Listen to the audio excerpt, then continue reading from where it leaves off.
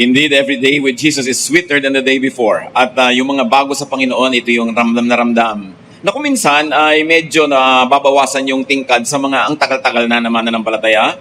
Minsan kasi pag nakakalimutan na natin na laging mag-quiet time, laging manalangin, magbasa ng mga words of God, nagiging parang mechanical yung ating faith. At hindi na natin masyadong nararamdaman on emotional level yung ating pananampalataya. And when that happens, we really should draw closer to God and go back to the love we had at first. Yung mga basic things that believers do.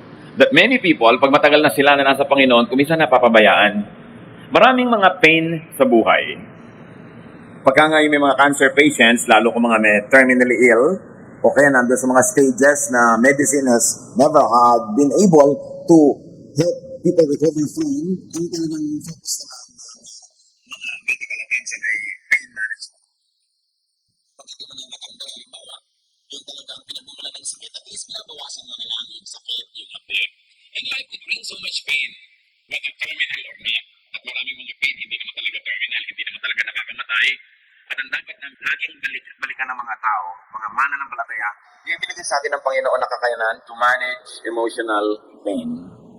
But our emotional pain should not be the ones to manage us, but we should manage emotional pain. Sabi ng Panginoon Jesus, I came that you might have life and have it abundantly, have it to the full. That means that we have to be able to manage pain. Because pain is part of life, but life must be abundant and full, and life must always be perceived as a blessing. Panginoon naming Diyos, salamat sapagkat kayo ay Diyos na tumutulong sa amin araw-araw sa mga visible man o invisible ways. Knowing, Lord, that there's a lot of pain in our lives, we turn to you. Sa inyo po kami nais na humingi ng karunungan, ng kakayanan, na yung mga dumarating na paghihirap ng aming buhay, lalo emotional pain, ay mamanage namin mabuti. Ito ay aming mapamahalaan at hindi kami ang maging sunod-sunuran dito. In the name of Jesus, we take over and we claim victory over pain. Teach us, Lord. Give us wisdom how to do so. At gawin niyo po, Lord, kaming karapat-dapat na tumanggap ng inyong pagtuturo. Not because we are worthy, but because your love makes us worthy. Enable us to see you, to hear you, and to walk after you. Be our teacher. Nawa, Panginoon, yung katuruan nyo lang, tinig nyo lang ang marinig namin, kayo po ang mangaral, use your servant only as your instrument. Heal our bodies, heal our emotion, heal the illnesses of our minds, so that we may have a full and abundant life. In the name of Jesus, our healer, our friend, our Savior, we pray with thanksgiving. Maraming emotional pains. Hindi natin pag-uusapan yung ibang uri ng pain, mga physical o medical, emotional pain. And this is what many people really suffer from. And what are the causes of emotional pain? Usually, more than usual, negative emotions. Kasi emotion yan, what negates it? Yung resentment. The moment that you have resentment in your heart, you are ready to be hurt, and you're already hurting yourself. Envy. Jealousy. Marami yan, mga negative feelings na hindi natin napapansin, binibigyan tayo ng mga sakit, pinapahirap ang ating buhay. Anger, hatred, guilt even, self-pity, and some even grave depression. Mental and emotional na naghahalo, ang effect talaga sa tao, emotional. But what we must never forget is that Jesus suffered emotional pain to help us. Isaiah 53, 3-4, He was hated and rejected. His life was filled with sorrow and terrible suffering. He suffered and endured great pain for us. Idinadagdag pa ng mga kasulatan, He was bruised for our transgressions. Yun daw mga sakit na dapat ay para sa atin ay inako ni Jesus. Tinanggap niya. Nasugatan siya para sa atin at ang kanyang mga latay ang siyang nagbibigay sa atin ng kagalingan. Pain was already paid for. Kaya pagka yung pain sobrang nanggugulo o naghahari-harian sa buhay natin, dapat inire-rebuke yan. Pain was already paid for by Jesus. It might be able to affect us because we are human, and of course we get affected, but not too much. And it will happen only, we can limit the negative effect of pain on us when we remember that it has been paid for. Hindi na natin kailangang ulit-ulitin pa yung suffering na inako na nga ng Panginoong Jesus. Therefore, avoid emotional pain. Sabi nga ng matandang kasabihan, an ounce of prevention is better than a pound of cure. Mas madali na iwasan ang sakit kaysa ito ay gamutin, so avoid possibly painful situations. Bakit may pain? Kasi may pleasure. Kung wala kang alam na pleasure, wala ka rin consciousness of pain. And most pain is caused by pleasure that you experience for a while and then is withdrawn from you or then is gone. Avoid pleasure whose absence brings pain and unquenchable desire. Halimbawa, bakit merong pain pag naghiwalay ang nag-iibigan? Kasi nakaranas ng pleasure na magkasama. Pagka ngayon nagkahiwalay, may pain. Bakit may pain yung bigla kang bumagsak, bumaba ang sitwasyon mo, ang iyong kalagayan sa buhay? Kasi naranasan mo na yung mataas. Bakit merong pain na magutom? Kasi naranasan mo nang mabusog. Therefore, may mga bagay na dapat huwag kang umasa sa kanya dahil hindi naman lagi magtatagal. Proverbs 5:8-9, stay away from a bad woman. Or you can extend it to say from a bad man or a bad habit. Stay away from anything bad. Don't even go near the door of her house. You will lose your self-respect and end up in debt to some cruel person for the rest of your life. Yung basic example na binibigay dito sa Proverbs is stay away from the house of a prostitute, stay away from a woman who will give you pleasure and then demand a lot of payment and you end up in debt. Yun yung specific example, but if you want to universalize that, Proverbs is telling us, stay away from pleasures that are hard to maintain. Do not be a slave of a vice. Do not be a slave of a pleasure that you will have to steal or kill or borrow.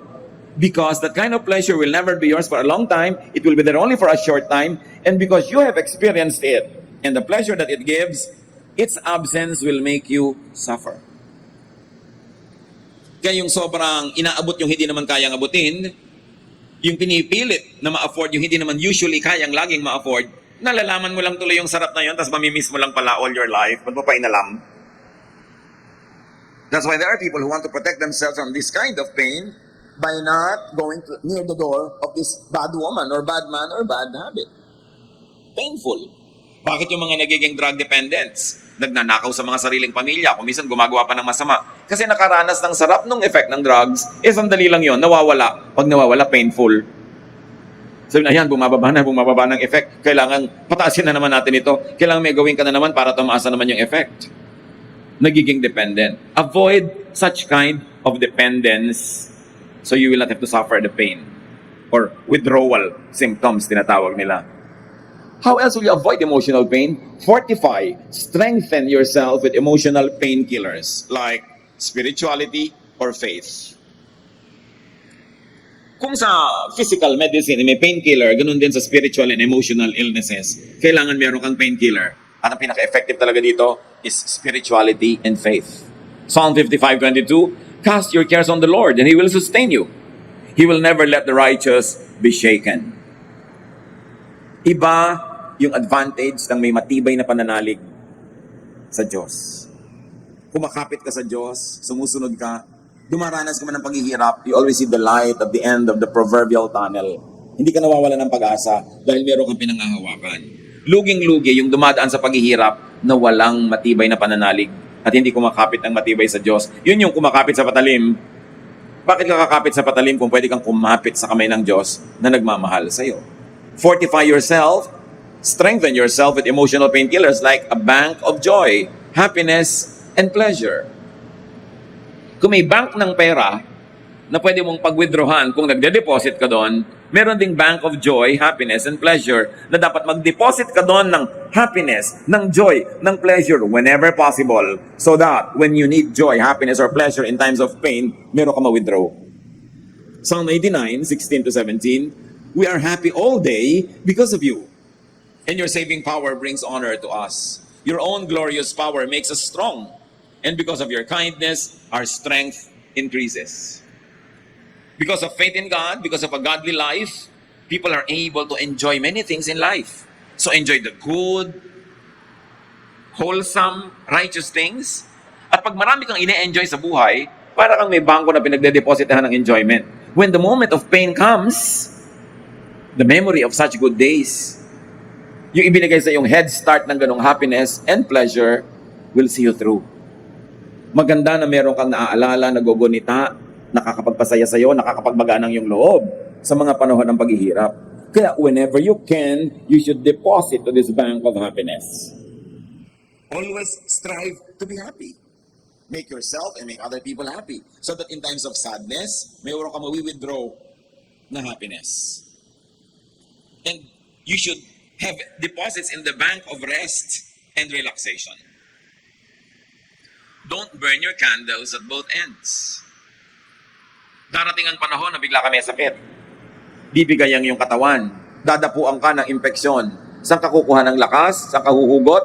Doon sa maraming panahon na ipinagpahinga mo, nag-relax ka. Lumakas ang iyong katawan, lumakas ang iyong resistensya, doon ka kukuha ng lakas. Pero pag pinagod mo sarili mo araw-araw, physically, pag dumapo ang sakit, wala kang laban. At wala kang pag-withdrawhan ng strength kasi inubos mo na. At pag dinapuan ka pa ng physical strength, nataon pa, na ikaw din ay emotionally weak and sick. Ano pa ngayon ang ilalaban mo? Ubos na ubos ka na. Kaya duty ng mga anak ng Diyos na ang mga sarili ay pasayahin, pagpahingahin, para pag dumating ang panahon na wala ka talagang magawa dahil ang lungkot mo o hindi ka makapagpahinga sa mga dapat gawin, meron kang mahugot na lakas mula sa iyong savings. Sabi nga ng matatanda, pag may isinuksok, may nahuhugot. Pag may itinanim, may aanihin. Sabi nila, pag may tiyaga, may nilaga.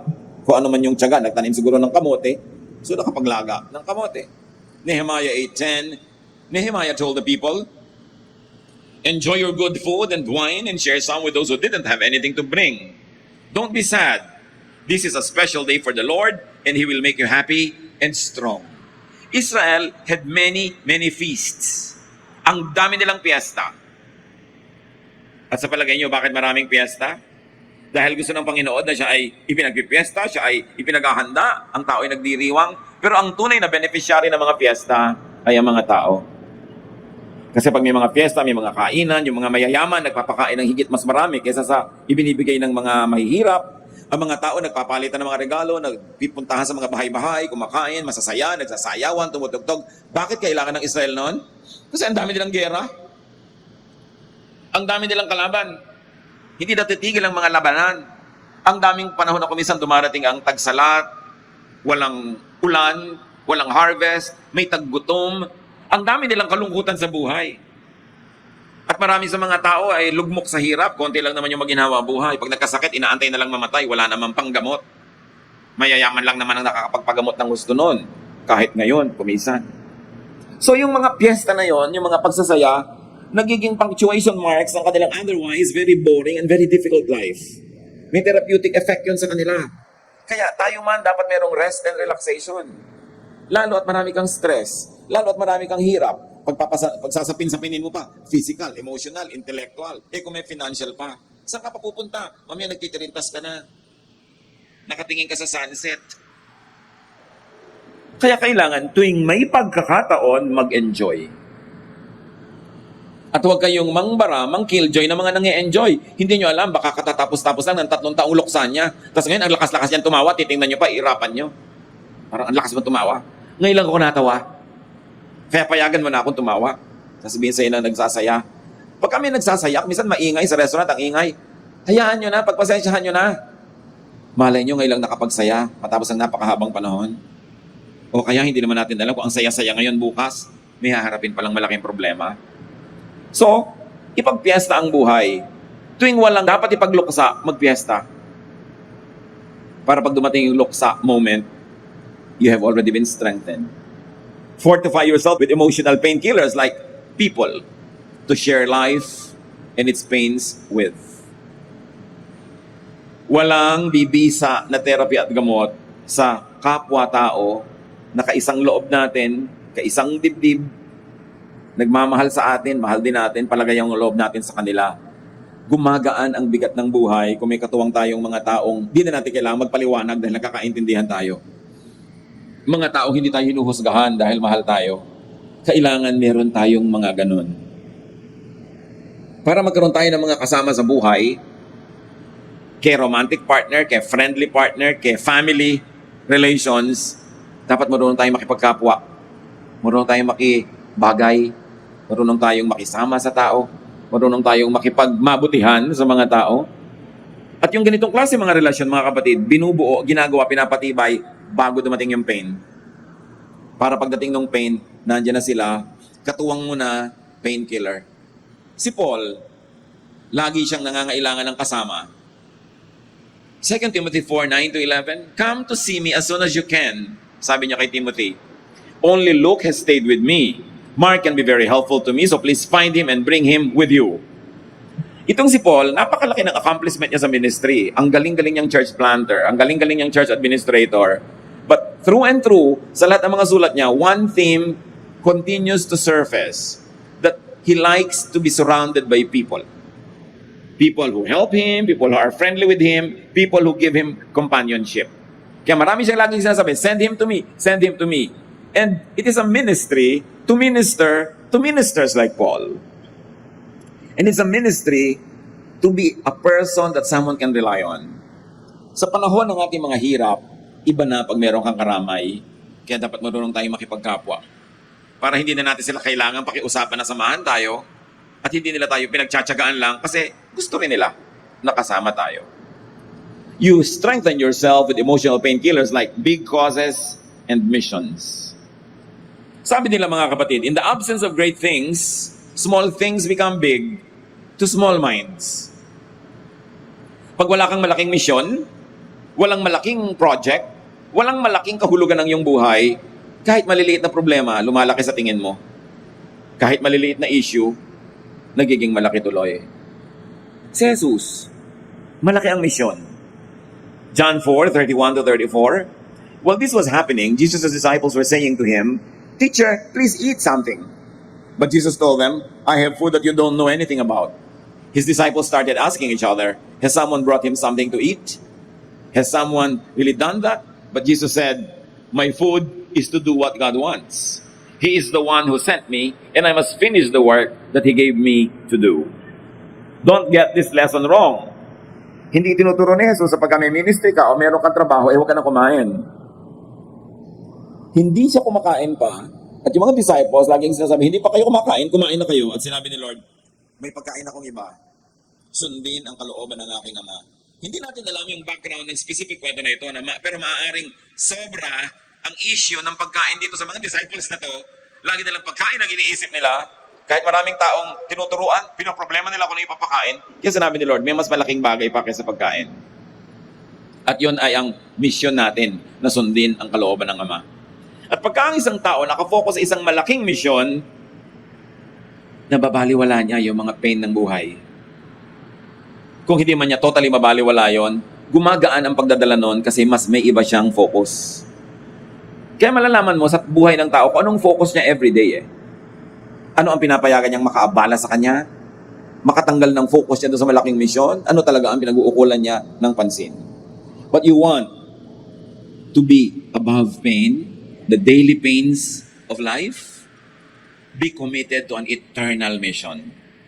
Transcend day-to-day existence by being committed to something that has eternal value. Paggawa ng mabuti sa kapwa, to win souls for the Lord, to expand the kingdom of God, marami kang mapapatawad. Kahit kuminsan sa team, may hindi ka gusto o may ayaw sa'yo, napapalampas mo yun. Kasi committed ka sa vision and mission of the team. Pero pag hindi ka committed doon, maliit na problema lang, magre-resign ka na, maliit na problema lang, aatras ka na. Be committed to something bigger than your daily, mundane existence. And you will be above many pains that affect many people. How else do we avoid emotional pain? Raise your threshold for pain through practice. Turuan ang sarili na makapagtiis ng paghihirap at daanin yan sa practice. Develop calluses, so to speak. Alam niyo yung mga paa natin, kung minsan hindi na nasasaktan sa kakikiskis sa sapatos kasi may kalyo na. Dapat sa buhay nakaka-develop ka ng kalyo para hindi ka laging masaktan. Face daily, little, standard emotional pains. Practice yun. May nadinig ka nakakainis, huwag mo na masyadong hayaan na makasakit sa'yo. Practice mo na lang yun. Meron kang frustration, practice mo yun.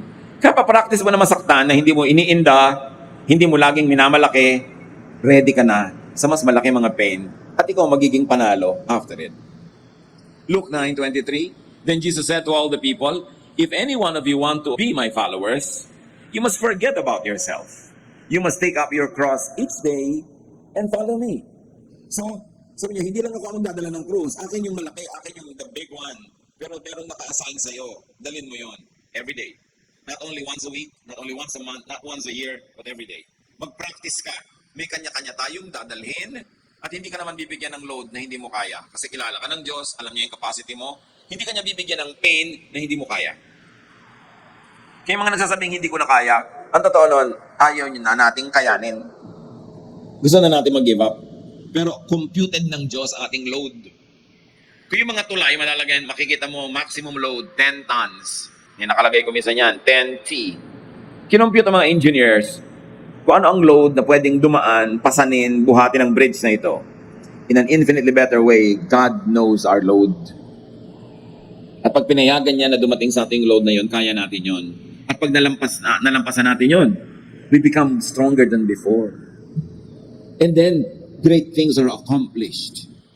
The purposes of the kingdom of God are done. Kaya, dapat ang tao marunong magtiis. Sa dapat pagtiisan. And how else do you raise the threshold of your pain? Through practice, commiserate with others. Makiramay sa iba. Romans 12:15, rejoice with those who rejoice, mourn with those who mourn. Pag nakikita mo yung suffering ng iba, hindi naman dapat kang matuwa na mas maliit yung suffering mo.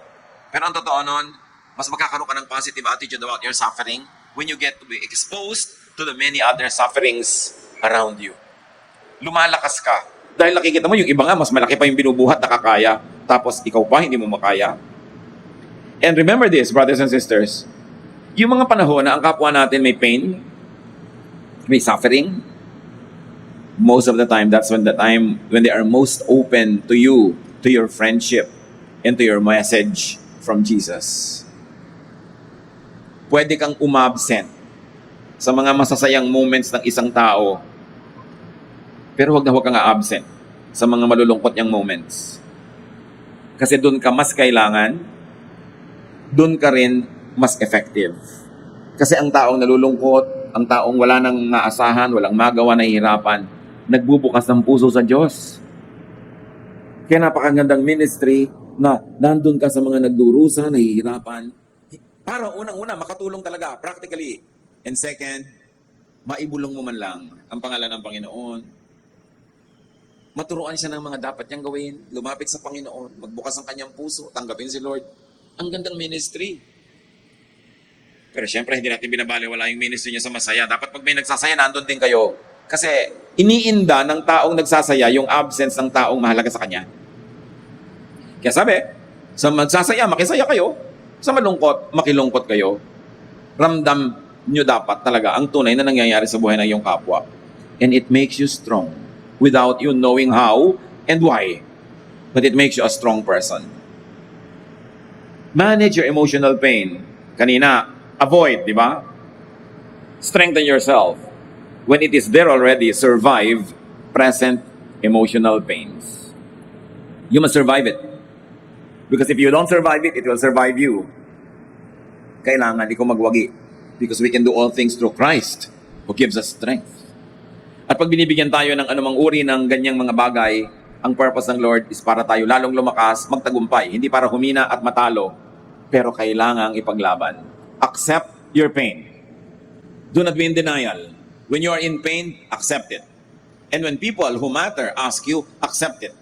When people don't ask and they matter to you, tell them that you're in pain. Dahil again, masasaluhan ka nila, matutulungan ka nila. Moments of pain are not moments to be proud. Hindi mo naman kailangan laging i-prove na kaya mo yan, that you are independent, that you are capable. We all need one another. Lamentations 3:31-33. The Lord won't always reject us. He causes a lot of suffering, but He also has pity because of His great love. The Lord doesn't enjoy sending grief or pain. And because the Lord doesn't enjoy sending grief or pain, why does He send it? Kailangan kasi. Maybe it is corrective para ituwid ang isang mali. Maybe it is instructive to teach us a great lesson. Maybe it is preparatory for something big or nice. But whatever the reason for pain, the Lord doesn't enjoy sending it. Therefore, the Lord will never prolong it 1 second more than needed. Hindi yan pahahabain ng pahahabain na walang katuturan. Kung minsan humahaba lang yung pain natin kasi ayaw natin gamutin natin sarili. Ayaw natin mag-cooperate. Matigas ang ulo. We don't learn the lesson. So paulit-ulit yung lesson. But when you pick it up and learn it, the lecture will stop. And the pain will go away. But remember to always accept it. Pag may sugat, kailangang buksan, tanggalin ang takip para makita. Nung araw, ang mga may sakit ay dinadala sa mga lansangan, nilalagay sa gilid ng daan, inihihiga doon. O kaya ay pinauupo, pinahihiga sa mga hagdanan ng templo. Bakit? Inaasahan ng mga tao na may darating na isang makadiyos na manggagamot, a prophet, a holy man of God, na pag dumaan ang iniisip nilang isang taong sugo ng Diyos, lahat ng mga kumot ay tinatanggal, lahat ng mga belo at suklob ay inaalis, ang lahat ng mga tabing, ine-expose nila yung mga sakit. Sugat man yun o sugat, pasa, kung ano man yun, ine-expose sila para makita ng manggagamot at siya ay makapagpayo ng kagamutan. Para mahipo niya ako, ang kanyang hipo ay nakakapagpagaling. Ito ang ginagawa ng mga tao na nililinya nila yung mga may sakit para makita ni Jesus. At noong panahon nila Pedro, nila Pablo, para lang daw madapuan man lang ng anino nila habang dumadaan sila. Pero binubuksan nila ang takip, ipinapakita nila sa manggagamot. Kailangan, pag meron tayong mga pain, huwag nating takpan. Hindi naman kailangang ibuyang-yang nyo at ipakita sa lahat na lang ng taong dumaraan na wala namang kinalaman sa buhay nyo. But for the people who matter, especially the people who can help you heal, don't hide your pain. Huwag maging proud, huwag maging palalo, huwag maging sobrang kuminsan ay nakikiramdam, ayaw mo makaabala ng kapwa. Alam niyo yung pang-aabala sa isa't isa, normal lang yan sa mga nagmamahalan sa buhay, mga magkakapatid, mga magkakaibigan. Kaya alam mo pagka hindi palagay sa'yo ang loob, ayaw mang-abala. At kuminsan, kung mahal mo ang isang tao, tas alam mo na kailangan kanya, tas ayaw kanyang abalahin, magdaramdam ka rin dahil, ba't ayaw mo ko abalahin? Ibang tao ba ako? Wala ba akong connection sa'yo? Darating ka na lang sa akin para magbigay lagi ng regalo, para pasayahin ako pa. Pero pag ikaw may kailangan, di ka sa akin lalapit. It means hindi tabla yung relasyon natin. Hindi ka at ease with me. So why will I be at ease with you? Relationships have such kind of mutuality. Kumisan pag ayaw mo mang abala sa mga tao, ang message mo rin huwag mo rin ako abalahin. Ganun ang nagiging reading doon. So huwag masyadong kumisan ethical, sobrang good manners, ayaw mo na makaabala, namamatay ka na pala. Show your pain. Unveil it. Expose it to people who matter. And how else do you survive present emotional pains? Use your savings. Yung mga pinag-usapan natin. Yung savings mo sa spirituality and faith, your bank of joy, happiness, and pleasure, your bank of rest and relaxation, people to share life and its pains with, big causes and missions. Lahat ng yan nakakapagpalakas. So alalahanin sila. At huwag tayong ma-embarrass. Yun nga, namang abala kung kailangan. Lalo sa mga taong nagpaabala rin naman tayo sa kanila noon. Hindi naman para tayo maningil, pero ganun talaga ang tunay na relasyon. Give and take. And when it's time for you to take, don't be embarrassed. So long as you don't always take and take and take, don't stop. Bigayan talaga. Why allow yourself to be discouraged when you can be encouraged? Friends, multiply our joy and divide our sorrows. That's why in times of sorrow, it is important to seek help and not be proud not to seek help. Psalm 42:11, why am I discouraged? Why am I restless? I trust you. I will praise you again because you help me and you are my God. So, lumapit sa Panginoon. Pero ang Panginoon naman, hindi naman siguro o kung gawin man niya, pihira na siya mismo mag-abot sa iyo ng gamot. Siya mismo ang humilot ng iyong sakit. Nagamit siya ng tao. Recognize it, brothers and sisters, that God loves you through people. That when people personally minister to you, this is God personally ministering to you because all good things come from the Father of lights. All good things come from God. The earth is the Lord's and everything in it. So pag may natatanggap tayong mabuti, maganda, galing yun sa Diyos. Kumisa sabi ka na sabi, Lord, nasan kayo? Ba't di niyo ako tinutulungan? Sabi, ano ba? Ang dami ko na nga ipinadala sa'yo. Hindi mo pa ba nare-recognize? Ako yung nagpapadala sa'yo noon. Feel the love of God through people's love. Don't prolong discouragement and restlessness. Trust in God and see God in the face of many people. Feel the touch of God through the hands, the help of many people. Philippians 4:6-7. Don't worry about anything, but pray about everything. With thankful hearts, offer up your prayers and requests to God. Then because you belong to Christ Jesus, God will bless you with peace that no one can completely understand. And this peace will control the way you think and feel. Savings to, spiritual savings. Bawat verses na binabasa mo at minememorize o natatandaan mo yung idea, mahuhugot mo yun sa panahon ng pangangailangan. Bawat tulong na ibinigay mo sa kapwa, mga kaloob mo sa Diyos, bumabalik sa iyo sa panahon ng iyong pangangailangan. Paikot-ikot lang yan. Parang tubig. Since creation, not one drop of water entered or left the universe. Nare-recycle lang. So, ganun din yung tulong, ganun din yung kayamanan, ganun din yung lakas, nare-recycle lang. Pag nagpalakas ka ng iba, mamaya mahihina ka, papalakasin ka ng iba. That's why it's important to participate in this circle of life. That you give and receive, that you plant and harvest, that you love and get loved. See the power of the Spirit at work. Na pag tayo nahihirapan, nasasaktan, nagdurusa, may malalim tayong paghuhugutan ng lakas. How else do you survive? Emotional pains, employ your raised threshold of pain. Kung kanina pa natin pinag-uusapan na pinalakas mong resistensya, pinatibay mong kalooban, gamitin mo sa panahon na yon. Ang tapang hindi ginagamit laban sa tao, ginagamit yan laban sa mga hirap ng loob, laban sa mga pagdurusa ng buhay na ito. 2 Corinthians 4:8-9. We often suffer, but we are never crushed. Even when we don't know what to do, we never give up. In times of trouble, God is with us. And when we are knocked down, we get up again. Pag nadadapa, bumabangon. Hindi sumusuko. Kahit hindi laging naiintindihan, patuloy na nananalig at sumusunod sa Diyos. Ito ang mga tao who will survive emotional pain. Yung mga hindi nagsusurvive, they break down. They snap. Nalalagot, napapatid, nawawala ng bait, nababaliw, nagpapakamatay, nagdidilim ang paningin, pumapatay, naninira, hindi nagsusurvive ng difficult moment. Kaya mahalaga mga kapatid to survive. Because otherwise, you will go on a self-destruction binge. You will destroy yourself or you will destroy others.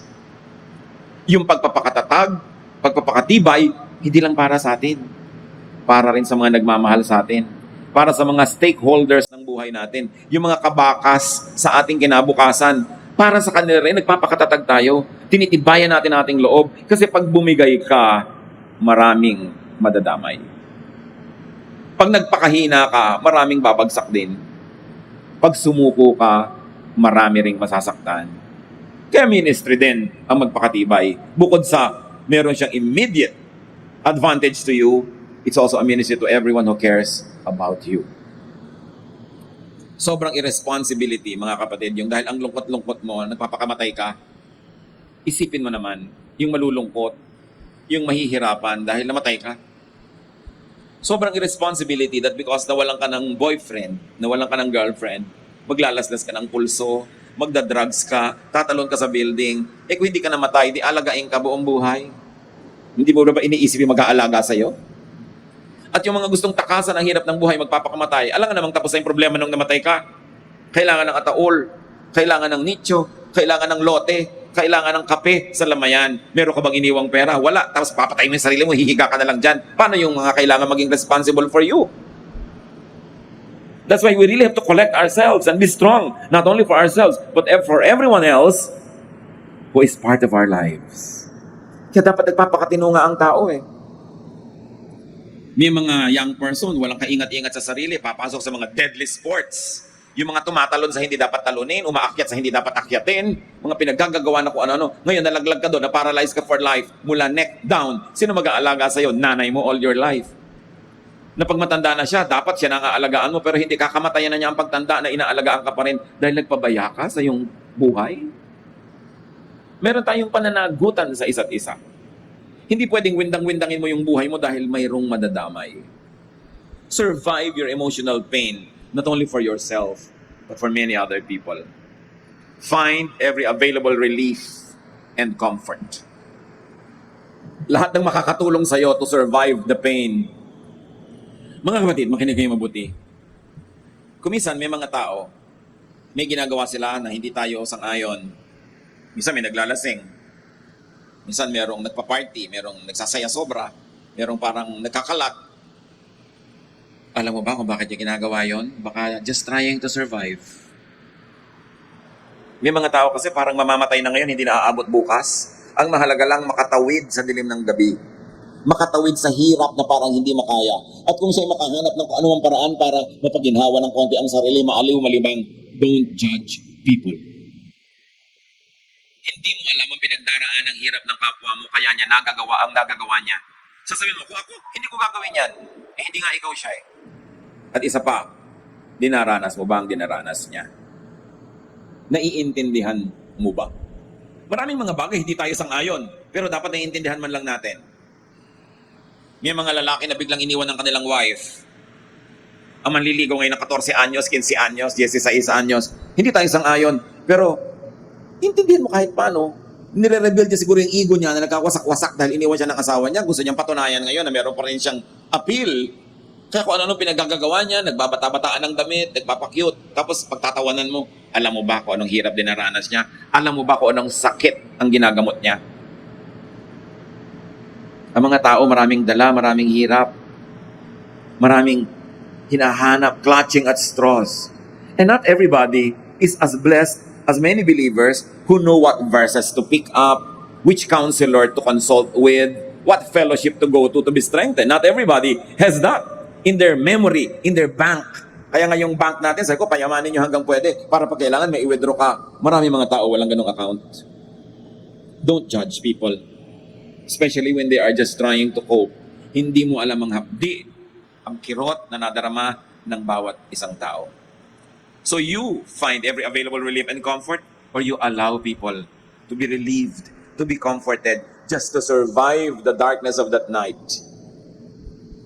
Napapansin nyo ba, iba ang drama ninyo pagka 2 a.m. at iba pagka 6 a.m.? Para pag 6 a.m., pag lumiliwanag na yung langit, gumagaan na rin ang lahat. Nagkakaroon ka ng pag-asa, sumasaya ka. But to survive from 2 a.m. to 6, people need to survive. Mahalaga na tayo'y maging maunawain din sa ating kapwa. Hindi lahat may fellowship. Dapat may fellowship. Kaya mapalad yung may mga churches. Tapos doon sa church, hindi ka lang attendee na wala kang kakilala, walang nakakakilala sa'yo. Sumasangkot ka kasi sa mga ministry, umaattend ka sa mga ibang event. Kasi pag meron ka mga problema, may karamay ka. Siyempre, pag merong chismis, nachichismis ka rin. Kasama na yon. Kasi kilala ka. Sana nga wala nun, pero meron. Pero minor lang yon. Ang malaking advantage, may karamay ka kung kailangan mo. Bakit gusto ng Lord na nagkakatipon-tipon ng kanyang mga anak para mag-ego trip siya na ang dami nagwa-worship? Of course not. Kasi alam niya na pag nagkakatipon-tipon, when you do the right thing, pag nakipagmabutihan ka, nakipagkaibigan, pag nangailangan ka, may tutulong sa'yo. Kaya gusto yun ng Diyos. Hebrews 10:25, some people have gotten out of the habit of meeting for worship. But we must not do that. We should keep on encouraging each other. Dapat ang tao nagtitipon-tipon kasi hindi lang tayo pumupunta sa fellowship para may kunin. Nagpupunta rin tayo doon para maibigay. Because as you give, you receive. And also, there is such a thing as a ministry of presence. Yung nakaka-encourage ka sa iba pag nandun ka. Kahit wala kang papel, hindi ka masyadong napapansin, nandun ka because you're present. It's a ministry to others. That's why you must not only think of yourself, but of others too.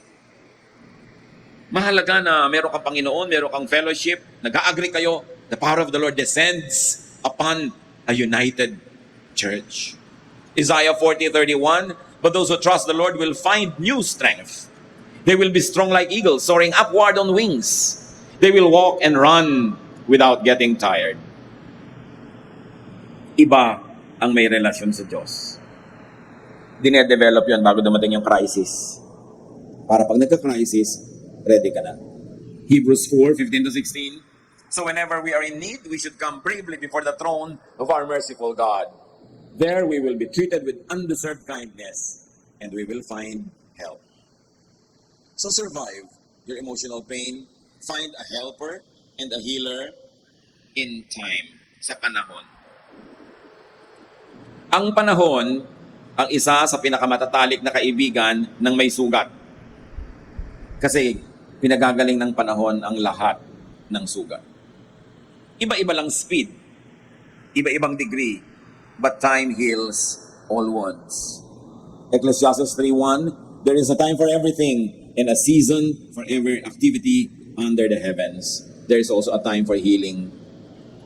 Pag may nagsasabi, Pastor, Tito, nagdurugo ang puso ko, hindi ko makaya. Ngayon lang yan.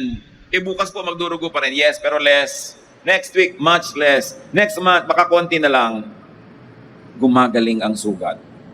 Kaya ang taong may sugat, hindi dapat mawala ng pag-asa, hindi dapat magpakamatay o pumatay. Kasi lalampas din yun eh. At yan ang tunay nating kaibigan, mga kapatid, panahon. Sa panahon nyo.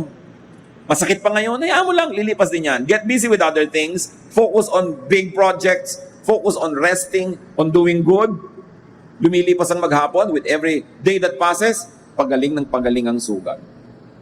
Meron pa nga eh, mga byuda na halos sumama sa libing ng asawa. Mamamatay ako.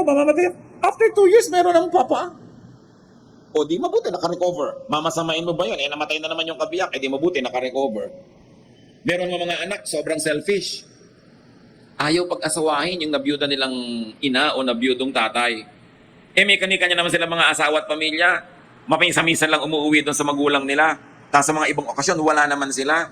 Pag nadapa naman yung magulang nila, wala sila doon para ibangon. Pagka natitighok-tighok sa madaling araw, wala rin sila. Ayaw pa nila magka-partner. Marami mga anak unreasonably selfish. Kumisan sobrang loyal sa namatay na tatay, ayaw pagsawahin yung nanay. Namatay na nga yung tatay niyo hindi naman disloyalty na mag-asawa uling nanay. Kung yun ang kailangan niya to survive, para mabuhay, para patuloy na magkaroon ng kulay, why deny it? So survive the day, the hour, the minute, whatever it takes. Ganun lang yan. Just survive the day, the hour, the minute. And before you know it, malaki na ang gumaling. Yung mga iniiwan ng kanilang boyfriend o girlfriend, yung talagang broken-hearted, iniwan ng asawa, talagang parang sasabog ang puso, parang mawawasak ang mundo. A few months lang yun. Mahaba na ang 5 years. Ang haba na nun. Yung talagang 5 years. Yung hindi ka makatingin sa picture niya, yung hindi mo matingnan yung silyang inuupuan niya, hindi mo pwedeng madinig yung music na gusto niya dahil parang sasabog ang mundo. A few years lang yan. Huwag kang mabulag sa luha mo ngayon. Matutuyo din yan.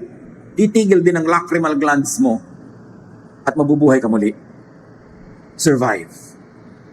Pag hindi ka pa pinapatay ng Diyos, gusto ka pa niyang mabuhay, so buhayin mo ang sarili mo.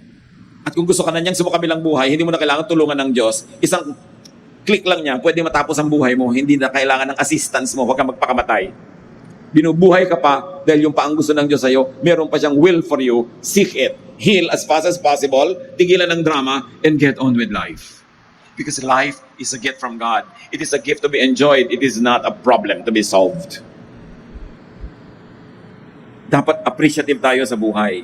Erase the pains of the past. Ang tapos na, tapos na. Huwag nang ungkatin, huwag nang buhayin muli, huwag nang hukayin mula sa libingan kasi tapos na. Marami tayong pain, dapat tapos na, inuulit-ulit pa lang natin. Kaya andun pa. Philippians 3:13, I forgot what is behind and I struggle for what is ahead. 99% of the time, pag ang inalala mo yung lumipas, lulungkot ka. Dapat ang tinitingnan mo yung future, yung possible, yung hope, yung dream. And treat every new day as new life. Because it is. Bakit new life ang everyday? Kung may kilala kayo na namatay kahapon, pero kayo hindi namatay kahapon, buhay pa kayo ngayon, di ba new life yung today? Because you could have died yesterday, but you are not dead. You're alive today. It's a new day for you. It's a new life. And new means you have new opportunities, you can correct the mistakes of the past, you can pursue your dreams, and you have a new strength. Lamentations 3:22-23, the steadfast love of the Lord never ceases. His mercies never come to an end. They are new every morning. Great is your faithfulness, O God. Pag nagising ka pa uli sa umaga, may bagong blessing ang umaga na yon. May bagong strength yon. Huwag ka nang mag-ubos ng bagong strength para i-assign mo sa mga pain mo kahapon. Tapos na yung kahapon. At huwag mong i-assign sa problema mo bukas yung blessing today. Yung problema mo bukas, may kakambal na sariling blessing na pang bukas. Pero yung blessing ngayon, pag hinati mo para sa kahapon at para bukas, walang natira ngayon, kaya ka empty. Live for the day. The day is a gift from God. Pain is part of life, but you have to master it. You have to manage it. Like Adam was commanded by God to manage the whole earth, to manage creation, you must manage your pain. And you must help others manage theirs. Survive the day, help others survive. Do not judge those who are trying to just survive, though somehow their methods could be mistaken, but they are just trying to survive. Be kind. Panginoon naming Diyos, turuan nyo kami makita yung ganda ng buhay kahit may mga problema, may mga kulang, may pain. Teach us, O Lord, to put on a victorious spirit, which is your spirit. To be victorious, not defeated. To be positive, not negative. And to manage our pain instead of allowing pain to manage us. We have the spirit that comes from you, O God, the spirit that is powerful, magnificent, excellent. Teach us never to forget this. At lagi naming ma-apply sa mga problemang pang-araw-araw. Strengthen us and use us as instruments to strengthen people. Pagbulay-bulayan natin itong mga kapatid sa ilang saglit. Pasalamatan ng Diyos sa binibigay sa ating strength and commit yourself to become able managers of pain in your life and co-managers of the pain of others who need your help. Dear Lord, teach us to operationalize in daily life these noble, lofty ideals that we have seen and heard from your words. Be alone with the Lord in silent meditation.